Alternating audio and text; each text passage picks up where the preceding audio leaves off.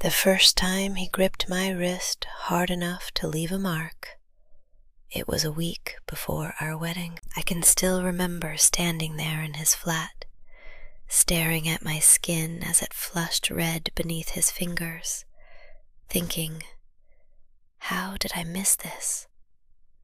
How did I get this far without seeing what was right in front of me? Because everyone said he was such a decent man. So tell me this. How do you find yourself trapped in a marriage with someone everyone insists is perfect, while you're slowly realizing you don't feel safe with him? And how long does it take before you finally admit that something is deeply, undeniably wrong? I was 20 when I started fixating on the idea of getting married. Not in a fairy tale sort of way. Not because I grew up dreaming about a white dress, or a pretty church, or a first dance under fairy lights. It was quieter than that. More anxious. More loaded. It felt less like a dream and more like a deadline, because in the community I grew up in, marrying young wasn't unusual. It was what people expected.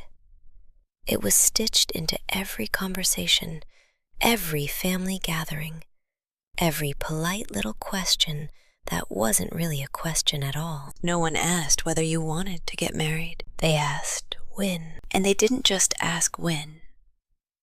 They told you how to choose. Don't be led by looks. Don't chase chemistry. Feelings don't last. What matters is whether he's a good man. I heard that phrase so often, it stopped sounding like advice and started sounding like fact. A good man. That was meant to be the goal. Not someone who made your pulse race. Not someone you thought about when you were trying to sleep. Not someone who made the world feel electric. Just someone solid, respectable, safe. The sort of man your parents approved of and your church smiled at. And then I met him. He was exactly the kind of man everyone had described to me for years. He was 10 years older than I was. Calm, polite, measured in the way he spoke. He was involved in the church, always helping after services, always remembered people's names, always stayed behind to stack chairs or clear tables after community events. He was the sort of man older women praised and younger men were told to imitate. People trusted him easily. They looked at him and saw steadiness. When people spoke about him, they smiled. When they spoke about us together, they looked relieved, as if they were thinking, thank goodness, she's chosen properly. And I wanted to believe that too. I told myself the absence of butterflies was a good sign. I told myself that peace mattered more than excitement, that perhaps real love wasn't meant to feel intense or wild. Perhaps it was supposed to feel sensible, steady, predictable, safe. Looking back now, there's something painful about that. I wasn't in love with him. I was in love with the idea of having chosen the right kind of man. But at the time, I didn't know how to question that. I didn't know how to separate what I felt from what I had been taught to value. So we dated. People approved. Things moved quickly because they always did in our world. A few months of courtship, plenty of encouraging comments, a lot of talk about commitment and prayer and building a future. And before I had really had the chance to sit quietly with my own feelings, we were engaged. Everyone was thrilled. My family was pleased. People from church congratulated us with warm smiles and knowing looks. Women squeezed my hand and told me how lucky I was.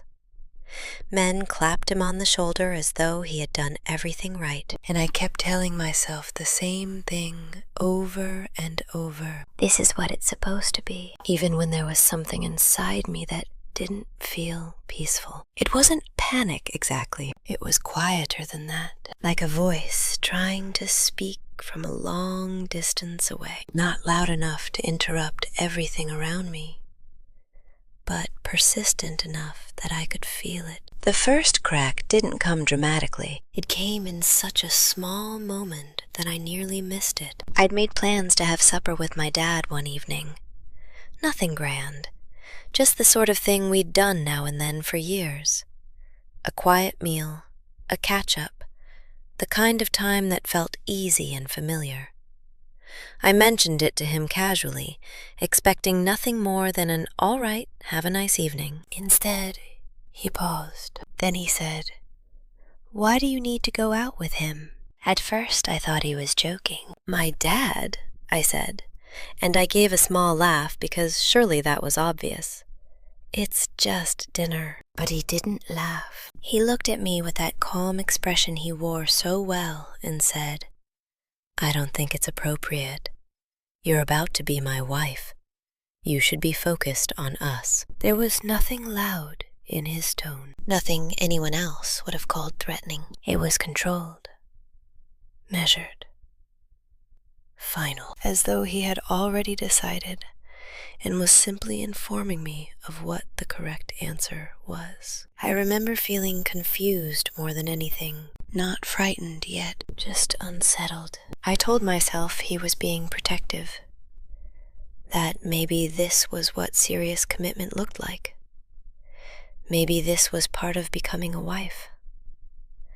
Maybe this was maturity, compromise, sacrifice. That word came up so often back then. Sacrifice. It sounded holy, noble, romantic in a serious sort of way. No one ever explained how easily sacrifice can become erasure. I canceled supper with my dad. I told myself it didn't matter. That was the first time I ignored the voice inside me. It wasn't the last. Over the following weeks, things began to shift. Not in a way I could point to all at once. Not dramatically enough that I could have told anyone a single shocking story and made them understand. It was gradual. He started asking more questions. "Who are you texting? Why are you going there? Who else will be there? Are you really wearing that?" At first I read it as interest, attention, care. He was invested, I told myself. Serious about me. Serious about us. And once again I used the same explanation I had used before.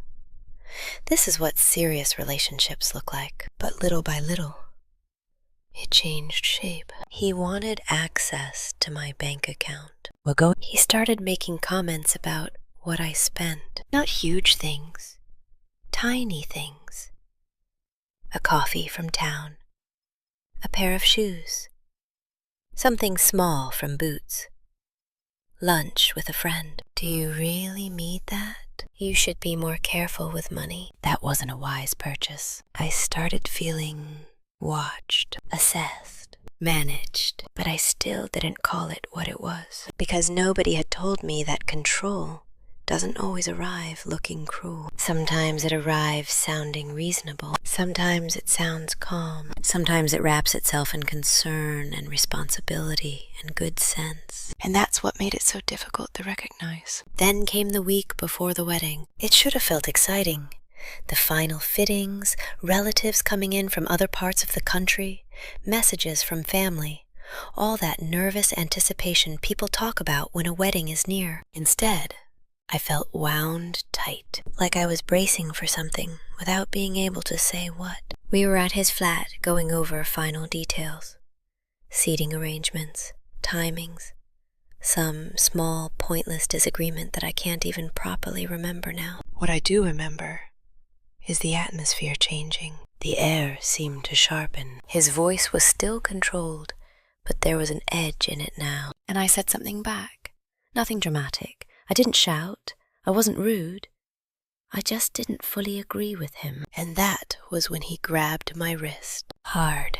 Not so hard that I fell. Not so hard that it left an obvious bruise anyone else would comment on. But hard enough that I froze. Hard enough that something inside me went completely still. He looked at me, and for a fraction of a second, I saw something in his face that I had never seen before. It wasn't ordinary anger. It was colder than that. There was something possessive in it, something that made me feel very suddenly and very clearly that I was no longer being seen as a person in that moment. I was something he thought he had the right to control. Then he let go.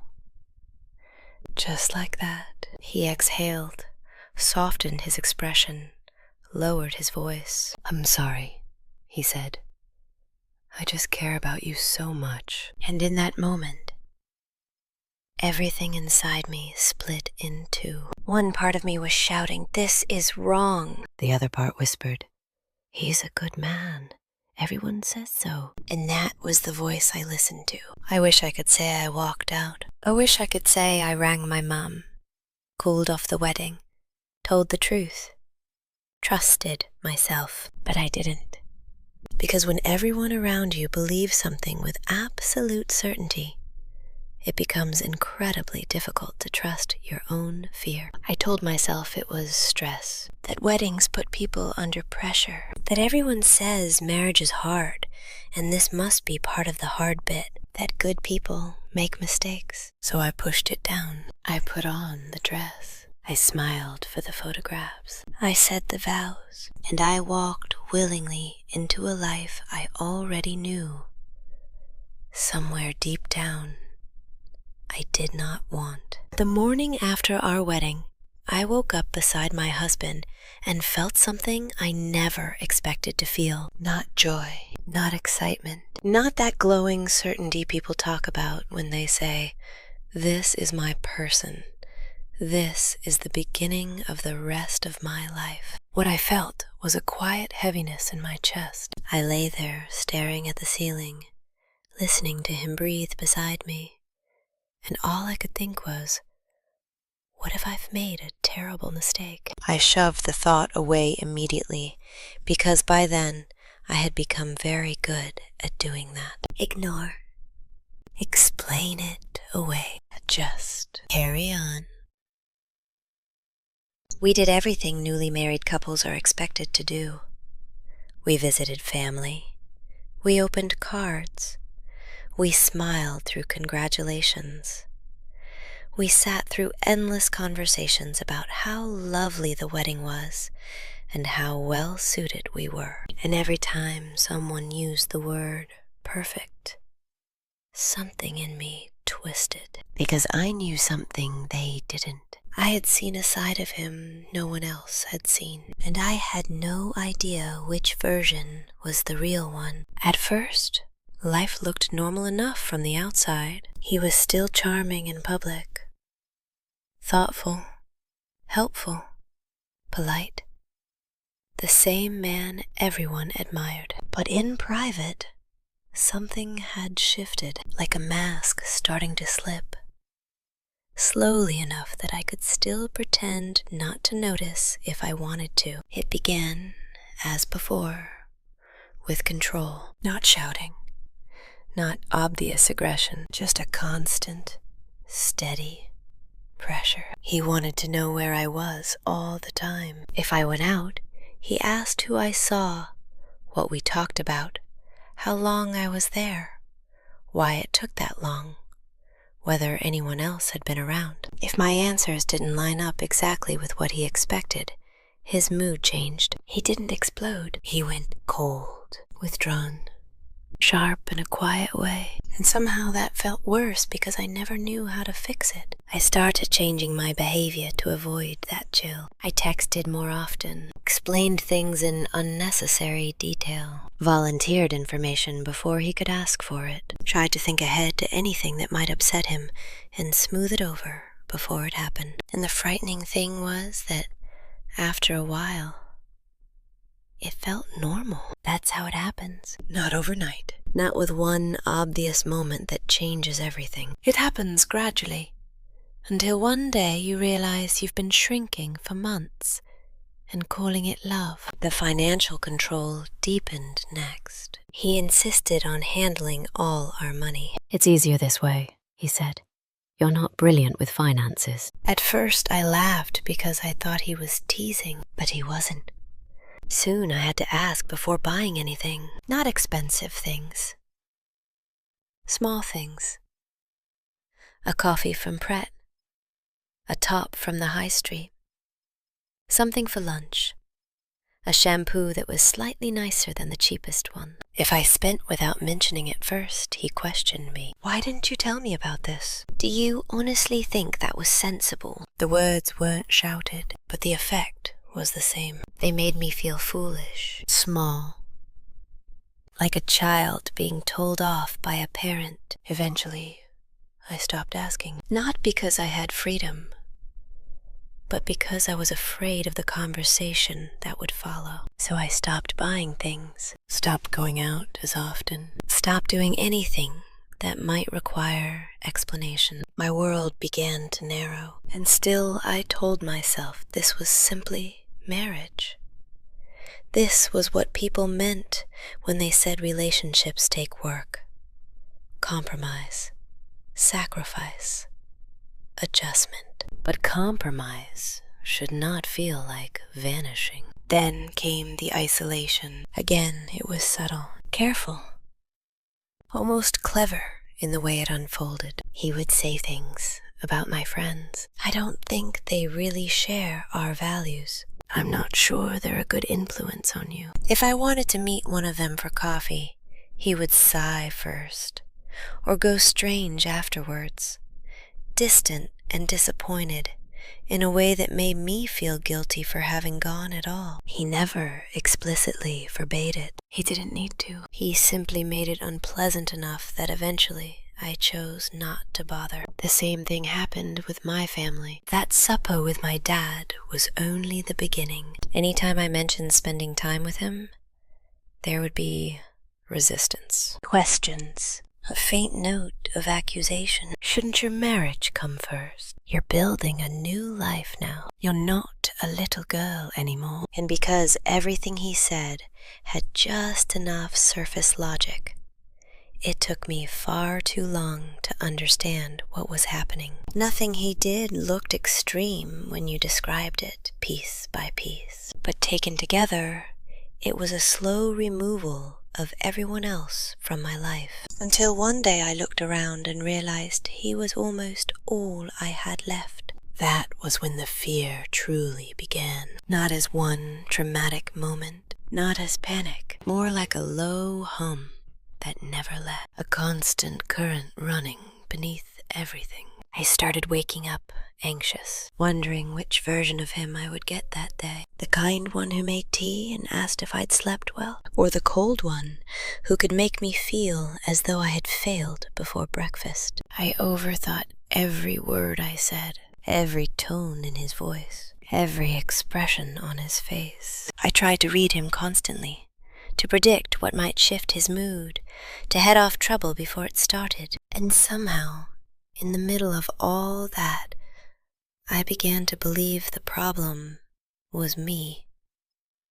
Because whenever something went wrong, he had an explanation. You're too sensitive. You've completely misunderstood me. I wouldn't react like this if you actually listened. So I tried harder to listen, to adjust, to be easier, quieter, better. But it was never enough. And then one night, everything changed. It began like so many of our rows did, over something small, something that should never have mattered this much. But I could feel the tension building. I knew that atmosphere by then. The air itself seemed to tighten. His voice changed, and for once, I didn't immediately back down. I can't even remember exactly what I said now. What I remember is his face, that same look, cold, controlled, but with something darker underneath. And before I could react, he shoved me, not across the room, not in some cinematic, obvious act of violence, just hard enough that I stumbled, hard enough that my heart dropped. The room went silent. For a second I just stood there, completely still, because something inside me finally clicked into place. This wasn't normal. This wasn't the difficult season of marriage people talked about. This wasn't compromise. This was abuse. Even if I still struggled then to use the word. He stepped back, ran both hands through his hair, and his expression changed almost instantly. "I didn't mean to," he said. "I was frustrated." There it was again. The apology. The softer voice. The man everyone else believed him to be. And I hated how desperately I wanted to believe it too. Because believing him meant I didn't have to face what my life had become. But that night, lying awake in the dark beside him, I couldn't silence the truth any longer. I wasn't safe. And the most terrifying part was that I had no idea how to leave, because everything I had been taught told me to stay.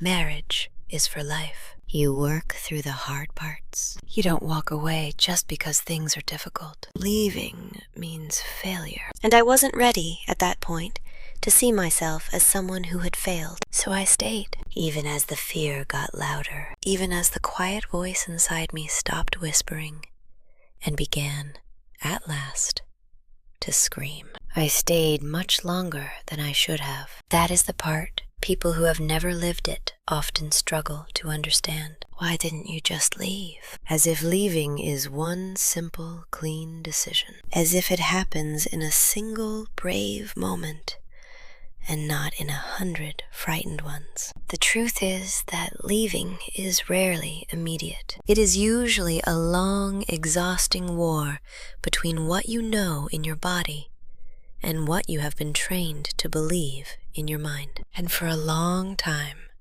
belief kept winning. After the night he shoved me, I couldn't pretend any longer that everything was normal.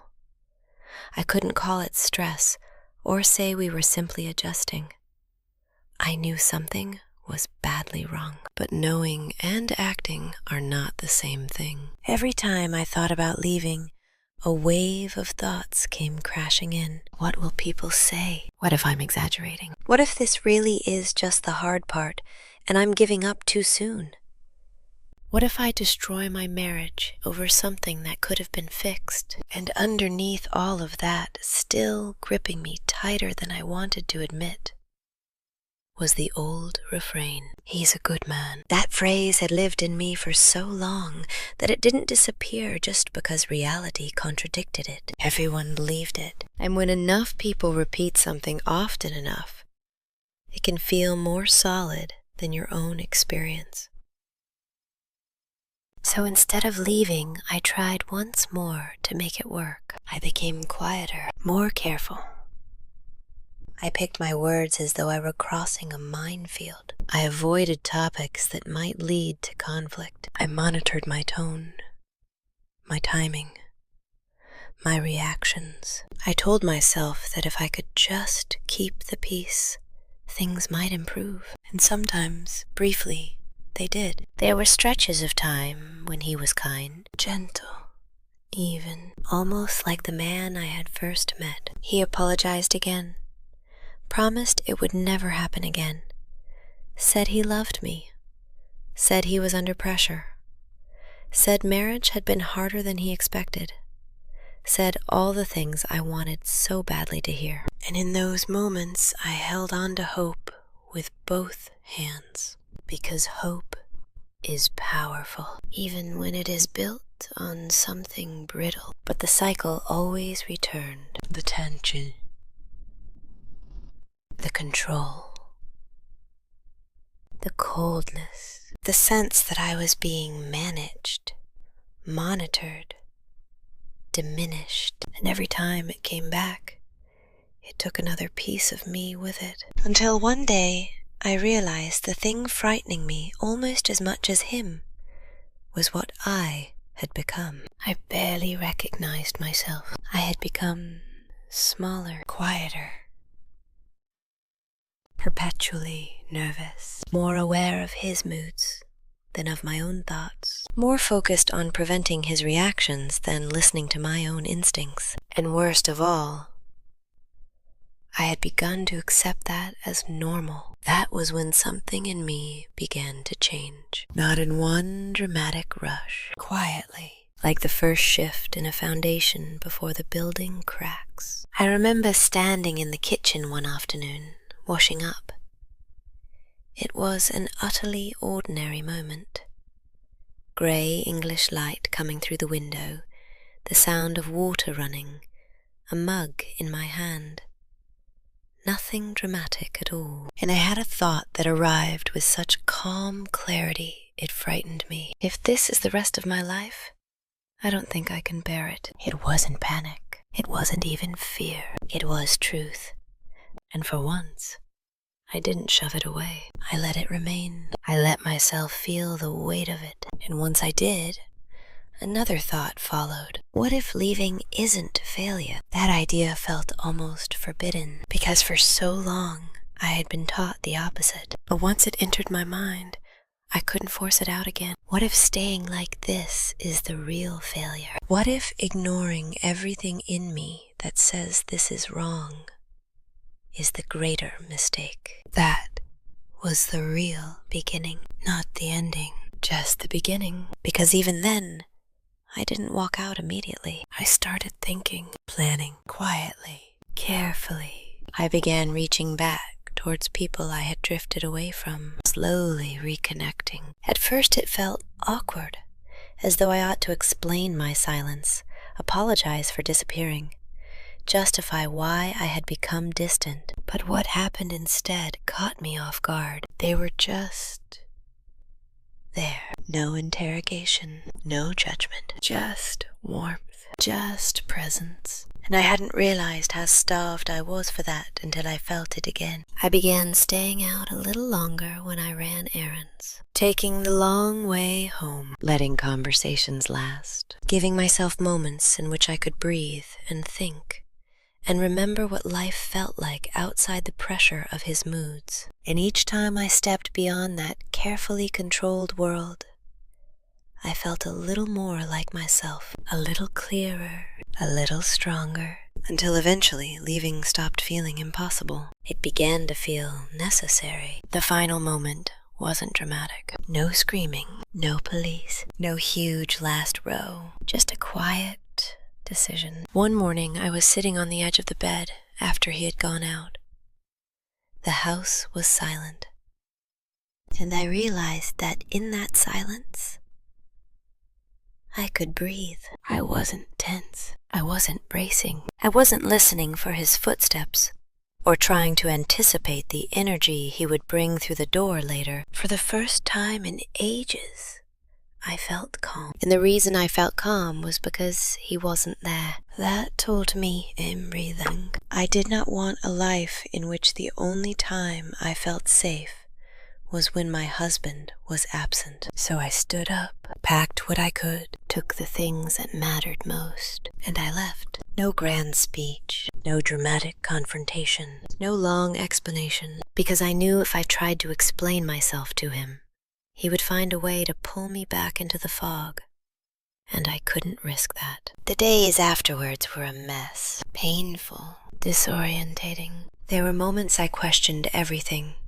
moments when I nearly convinced myself I had overreacted, moments when the familiarity of what I had left tugged at me, because even terrible situations can begin to feel familiar, and familiar can masquerade as safety. But I didn't go back, and slowly, life changed. Not overnight, not all at once, but gradually, the anxiety began to loosen its grip. The tension in my chest eased. I could breathe deeply again. I could think clearly again. I could hear myself again. The divorce was not easy. There were conversations I dreaded, pressure from people who didn't understand, people who said I should have tried harder, people who hinted that I was being impulsive, immature, selfish, unforgiving. And for a moment those words got to me, because they echoed all the things I had been taught. But this time, I didn't let them decide for me, because by then, I had learned something in the hardest possible way. Someone can be seen by everyone as a good person and still be very bad for you. And that distinction matters more than almost anything else. The strangest part of my story didn't come from the marriage I left. It came afterwards. Because after everything, I no longer trusted myself. Not my instincts, not my judgment, not my feelings. I kept thinking, what if I choose badly again? What if I fall into the same sort of life without even realizing it?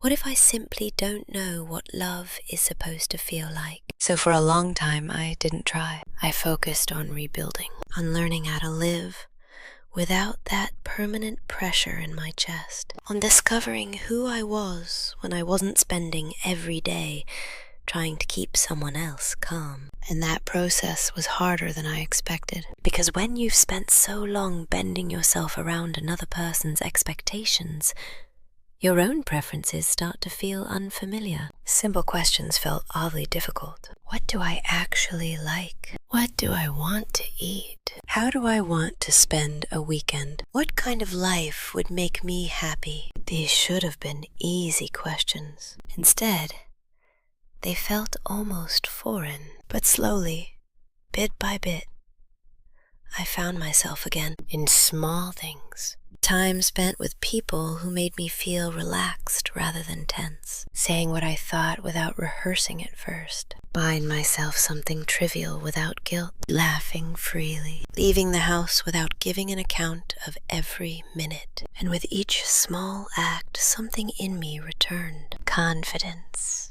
Not loud confidence, not dramatic reinvention, just a quiet steadiness, a sense of self that no longer needed permission. So when I eventually met the man who would become my second husband, it didn't happen with fireworks. There was no overwhelming rush, no dramatic certainty, no instant feeling of this is the one. And at first, that unnerved me, because I thought love was meant to arrive loudly. But this time, I did something different. I paid attention, not to what other people thought of him, not to how respectable he looked on paper, not to whether everyone approved. I paid attention to how I felt around him, and what I noticed was this. I felt calm. There was no tension. No need to second-guess myself. No sense that I had to manage his reactions or choose my words with care. I didn't feel assessed. I didn't feel watched. I just felt like myself. And that was new. We spent time together slowly, naturally. There was no pressure, no rushing, no sense of following a script someone else had written for us. And the longer we were together, the more I understood something that changed me. Love is not supposed to feel like anxiety. It is not supposed to feel like walking on eggshells. It is not supposed to feel like you are forever trying to prove your worth or avoid punishment. It is supposed to feel steady, safe, breathable. There was one moment in particular that made it all crystal clear. We had a small disagreement. Nothing serious. Just a difference of opinion. The kind every couple has sooner or later. And immediately I felt that old reflex kick in, that old tension in my chest, the urge to go quiet, apologize, smooth things over before they escalated. But this time, something entirely different happened. He listened, truly listened. No raised voice, no cold withdrawal, no sudden shift in the room that made me feel afraid. He simply talked to me calmly, respectfully, as an equal.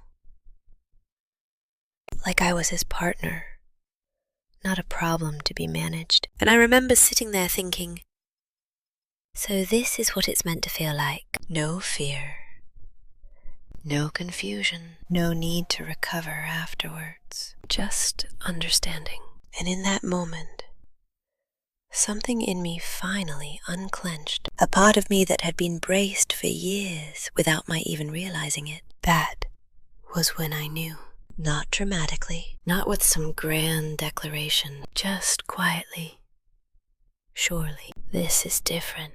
This is healthy. This is real. When Lee married, it felt nothing like the first time. There was no heaviness in my chest, no dread hiding under the joy, no quiet voice begging me to pay attention. There was only peace. Marriage, as it turns out, can be easy, not perfect, not free from ordinary challenges, but easy in the ways that matter. We respected each other. We talked.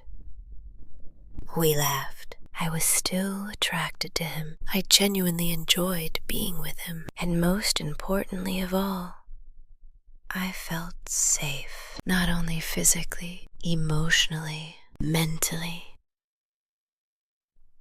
Completely. I did not have to decode his moods. I did not have to study his tone for signs of danger. I did not have to make myself smaller to preserve harmony. I could simply exist, be myself, and be loved there. Sometimes I still catch myself thinking that no one ever told me a relationship could feel like this. No one ever said that love could feel like home. Instead, I had been taught to look for goodness in the abstract, respectability, approval, stability on paper.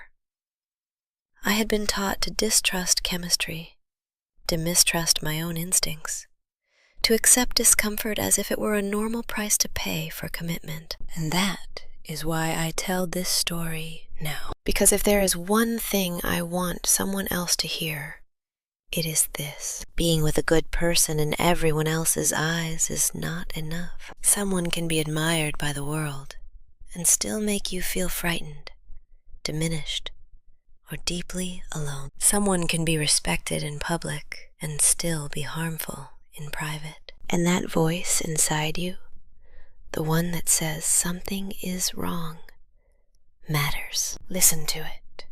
Do not silence it the way I did. Do not train yourself to accept misery as maturity. Do not call fear compromise, because it isn't. And if you have ever found yourself trying to force a relationship to work, trying to settle your own unease, trying to convince yourself that something painful is normal, ask yourself one simple question. If this were the rest of your life, would you be able to live with it? That question changed everything for me. So now I'll leave you with this. If you were in my position, what would you do? Would you stay? Or would you leave? Tell me in the comments. And if this story made you look at your own life a little differently, if it made you think about your relationships, your instincts, the things you've explained away, then stay for the next story. Sometimes hearing someone else's truth is the very thing that helps you finally see your own.